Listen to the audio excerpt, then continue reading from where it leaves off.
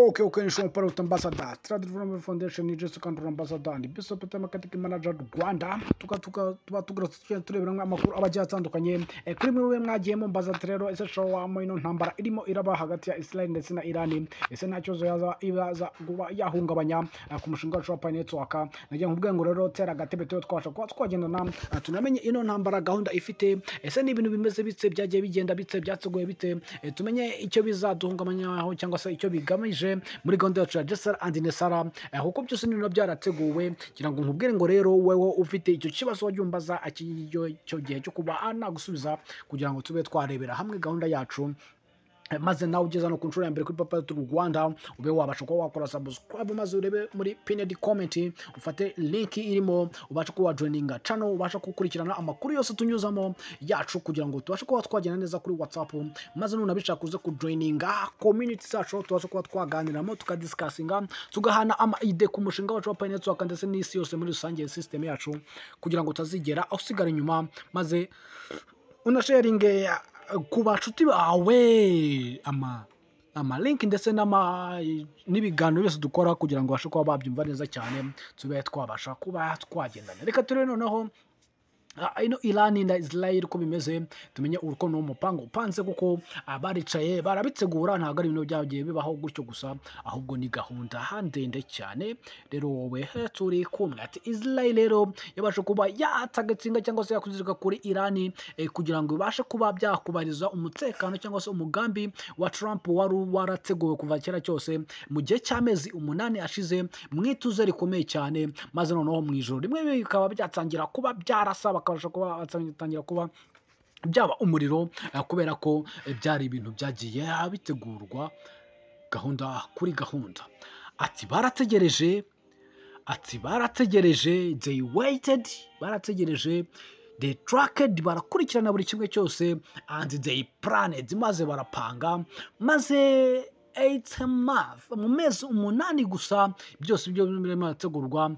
Israel yatangiye kuba yategura kuba yasynchronize cyangwa se yafungira hamwe amakuru yayo yose muri multiple phase mu bihe bitandukanye byose babasha kuba bakurikirana buri kimwe cyose kuri Iran ndetse kuri Iran's nuclear weapon basha gukurikirana intwaro za Iran zose ahantu zari ziherereye n'ibindi byose ukuntu bipanze ndetse na za misile zayo n'ibikorwa byazo byose basha kuba babikurikirana muri ya mezi 8 ubwo bagendaga bagerageza guhagarika Iran ku bisasu byayo.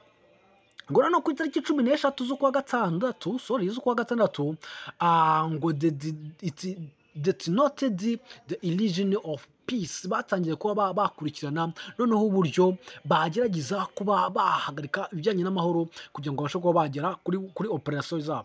Ati operation rero ntago yari kiri aho ngaho bikiri spontaneous cyangwa se igihuha, ahubwo yari intambara yari itangijwe hirya no hino kugira ngo bashe kuba bagera ku byo bashakaga.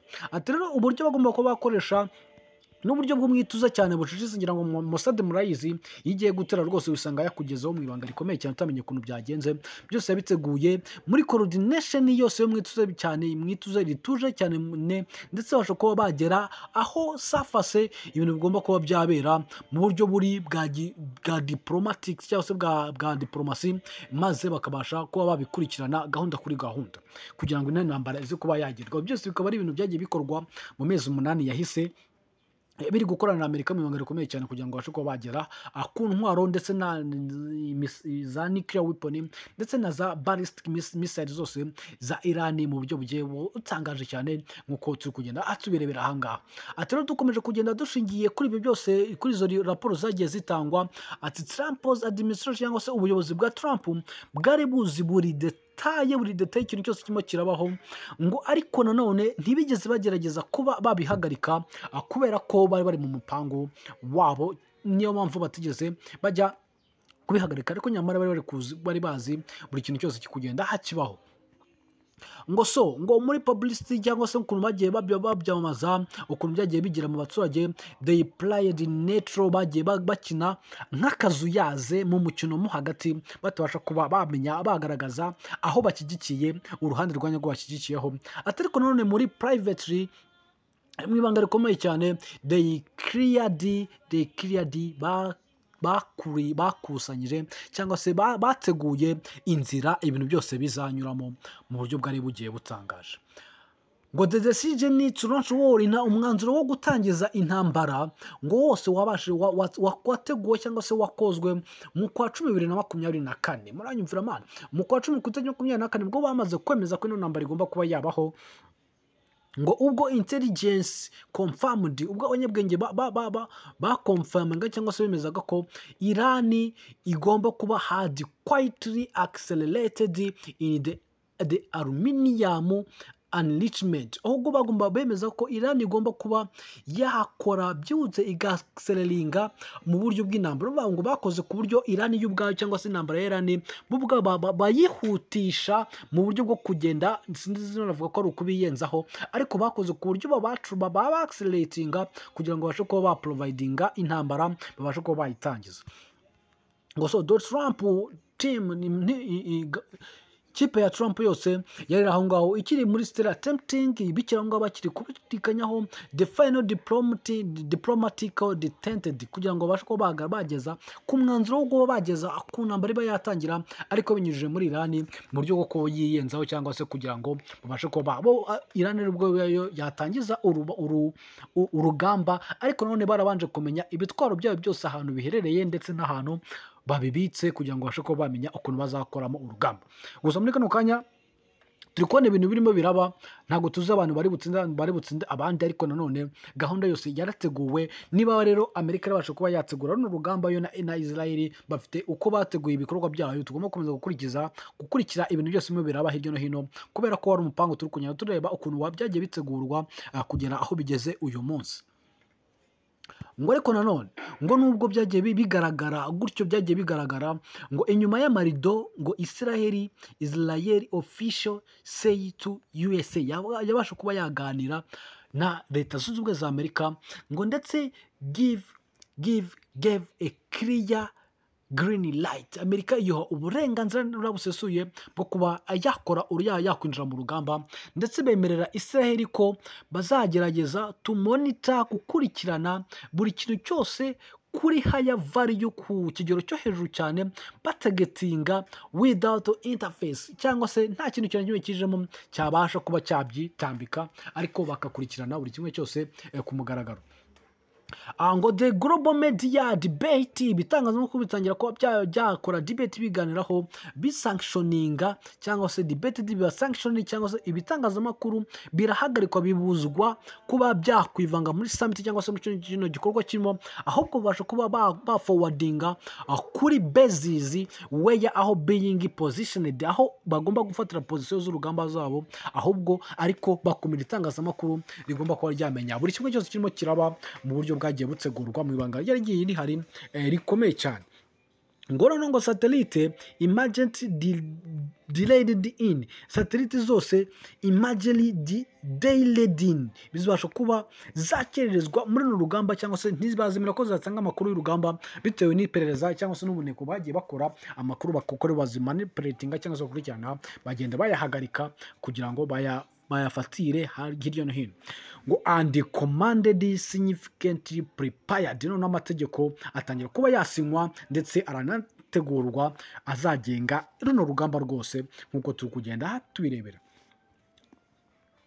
Ngo so ngo and where a strike come, nahangaho rero agatego katangiriye kuba kabonekera, noneho ngo noneho it was lawless, byose byari ibintu by'ubugome bwari butangiye kubaho, noneho ubwo Irani yemezaga kuba yatangira intambara. At the more ibisasu nuclear scientists bose barenga 25 more than 25 nuclear scientists and IRGC commanded were killed, abantu bakomeye cyane bubakaga ibisasu bya kirimbuzi b'abanyabwenge 25 baratangiye barishwe muri uno mugambi w'ubugome wari umaze kuba wabaho. Ngo they were killed and they in precious lady across multiple region, hose mu turere tuzengurutse batangiye kwica abantu bakiri ibisasu Irani barenga 25 b'abanyabwenge 25 b'abanyabwenge bose barishwe kuzenguruka mu turere twose tw'isi yose aho bari baherereye ahantu babyubakira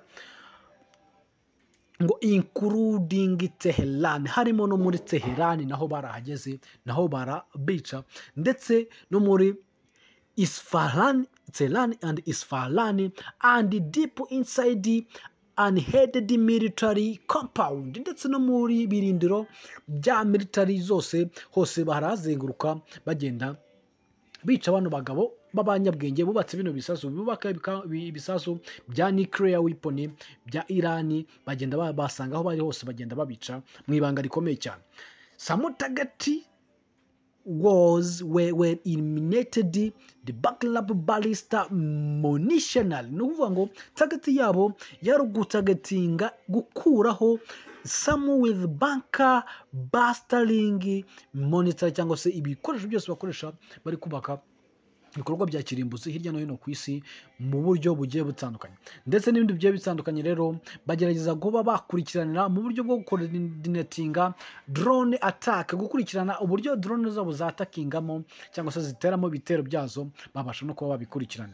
At least the 3 forward operation, mu buryo butatu ibikorwa intambwe zikomeye 3 bateye kugira ngo bagere muri bases zakoreshejwe, kugira ngo bagere ahantu hakoreshejwe cyane kugira ngo runo rugamba rujye rwajya ku mugaragaro. Byose byabaje kuba byaba confirmed inside Iran, byose byemerejwe muri Iran.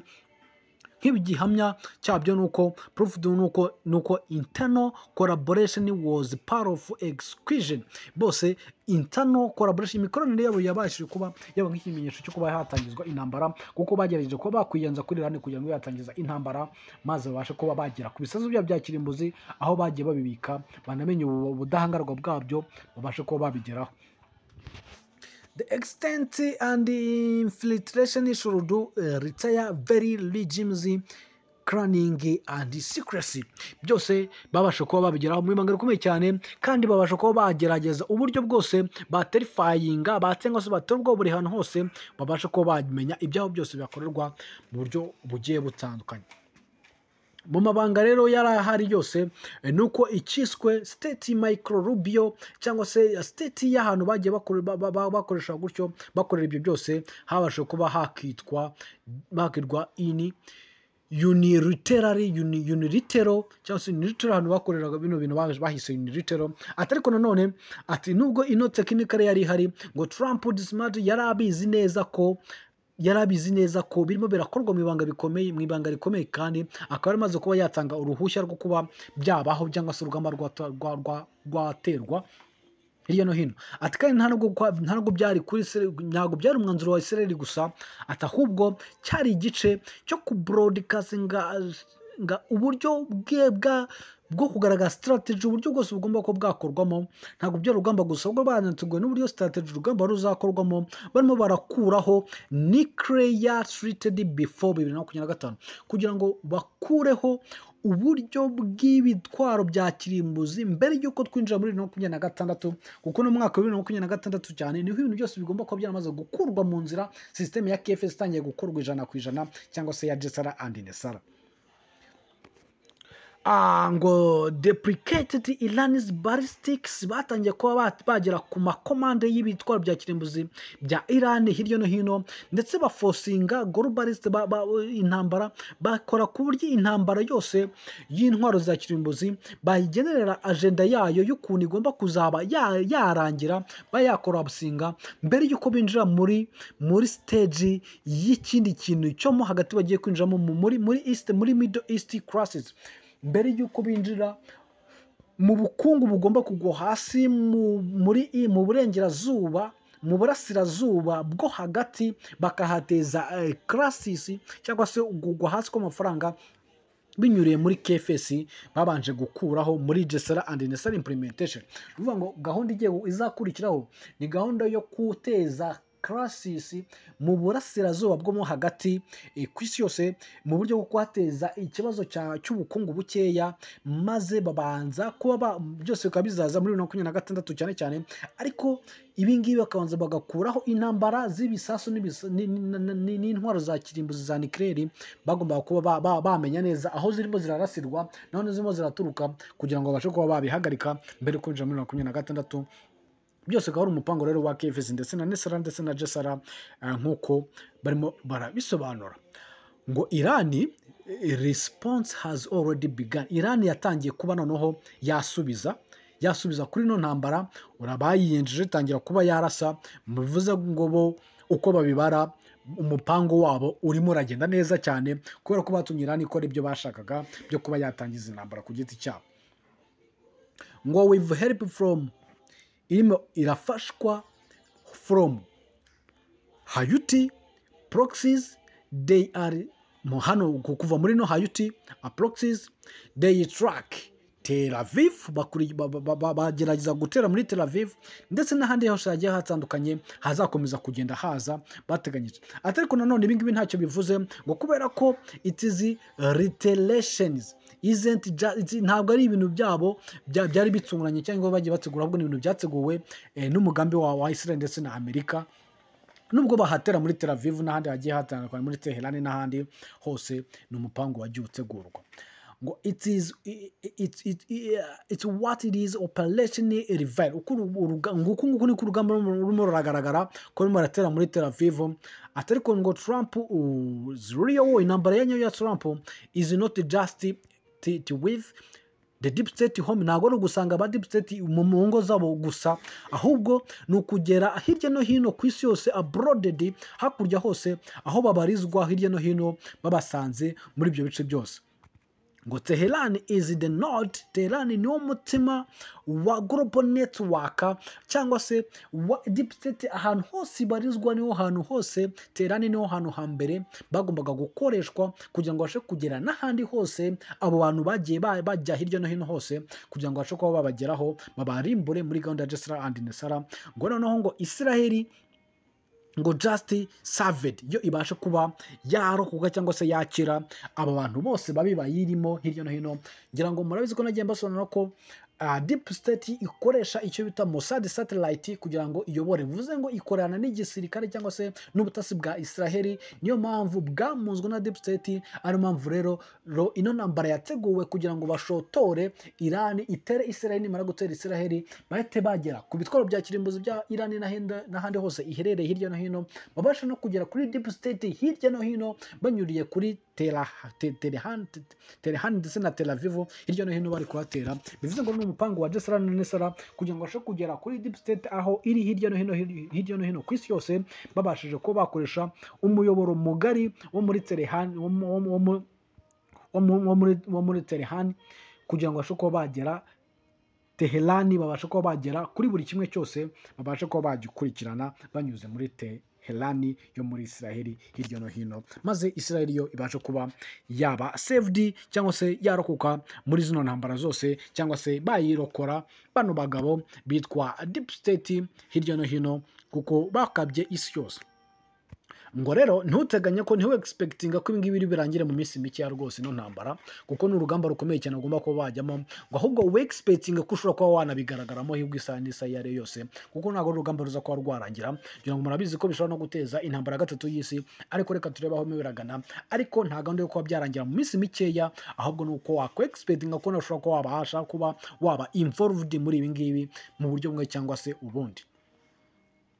Ngo into the final proof, kwinjira mu bimenyetso bya nyuma, ngo nuko ngo behind the everywhere intambara yose igaragarira kuri headline, ku murongo wa mbere w'ingenzi niho hantu hambere hagaragara intambara cyangwa se hagaragarira ibimenyetso cyangwa se iherezo ry'intambara. The great reset is being weaped. Barimo reset ikomeje kubaho, haba mu mafaranga muri global currency reset, haba mu ntambara gushenya nuclear weapon hirya no hino, ahantu hose ziri hirya no hino bakabasha kuzigeraho mu buryo bagiye bategura. Nibo bazi ukuntu bategura urugamba rwabo. Kuki tugomba gutuza ni ugutegereza ibintu tukareka ukuntu biragenda bibaho hirya no hino, ariko tutexpecting cyangwa tudateganya ko biza kurangira vuba, ahubwo tugateganya ko dushobora no kubyisangamo isaha iyo ari yose mu buryo bugiye butandukanye hirya no hino, haba mu buryo bwo guteza ya crisis cyangwa se ryabura ry'ifaranga mu burasirazuba bwo hagati ku isi yose binyuze muri no ntambara yo mu butayu. Ngira ngo mu burasirazuba turabizi ko hari ubutayu hirya no hino, ngira ngo ino ntambara iraza kuba yakwaffectinga uburasirazuba bwose bwo hagati hirya no hino mu butayu, kugira ngo babashe kuba bagera ku bitwaro bya kirimbuzi aho biri hose hirya no hino. Rero dushobora kwisangamo turi kwaffectingwa n'izo ngaruka zose ziza kuba zagera aha hantu hose mu butayu hirya no hino, kugira ngo babashe kuba barwanya deep state aho iri hirya no hino. Ati rero ntabwo ari intwaro gusa, ahubwo ni systeme ya alliance ndetse no kuri kwa nyako ko ibintu birimo biraba. So they tried to silence her, bagerageje kuba babahagarika, babacicikesha, atariko the millions their listeners, bagerageje kuba babahagarika, ariko abantu benshi cyane baba barabyumva neza cyane. Donald Trump akomeza asobanura ko atazigera yivanga muri no ntambara kuko agateguro ke yaragateguye cyane. Ati the US Donald Trump yamaze gupostinga ko atazigera the USA had nothing to do with the attack on Iran. Nta kintu izigera ikora kugira ngo yatake Iran, yewe no muri no joro nta kintu bikore if we are attacked in any way. Niba tubatatse mu buryo ubwo aribwo bwose, ngo ishusho iyo ari yose yaba yagaragaza Irani uko bimeze cyangwa se uko imeze.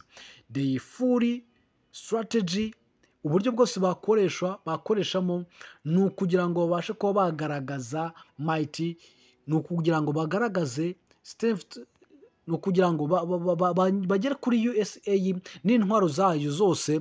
Atariko we will calm down, tuzicara twebwe twiturize mu buryo bwose ku kigero icyo cyose, ntabwo tuzigera tugaragaramo nk'uko bitigeze baho na mbere hose, nk'uko batigeze bagaragaza ibintu byose mo biraba, batigeze babyivangamo, bo bariturije kuko bazi ukuntu byose babiteguye, ntabwo bazabigaragaramo nk'uko babikoze na mbere hose. Ati uko byagenda kose we can easily get deal done between Iran and Israel. Nuko bagomba kuba babigendamo, we can easily get, tugomba kuba twabigeramo gake ibintu byose birimo birabamo hagati, nkuko se hariho deal iri kuba hagati ya Iran na Israel, ntabwo ari bubyivangemo ngo kandi kugeza ku iherezo ry'ibi byose ko bazigera baza muri zino conflict nk'uko Donald Trump yabitangaje. Urugamba rero ntabwo ari bujye gutera Iran ngo arwanire Israel, ahubwo umupango bateguye.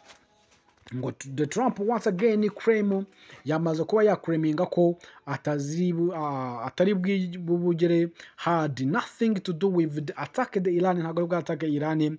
Ngo rengane Trump warned cyangwa se yaburiye Iran not to attack the US base, yanaburiye Israel kwitari gomba Iran kwitari bwatake bases cyangwa se ibirindiro bya Amerika aho biri hose, kugira ngo bakomeze birinde ko habaho intambara cyangwa se off ramp ya diplomasi, cyangwa se ishobora kuba yateza ibindi bibazo hirya no hino baramutse batatse ibirindiro bya Amerika aho biri hose muri Israel.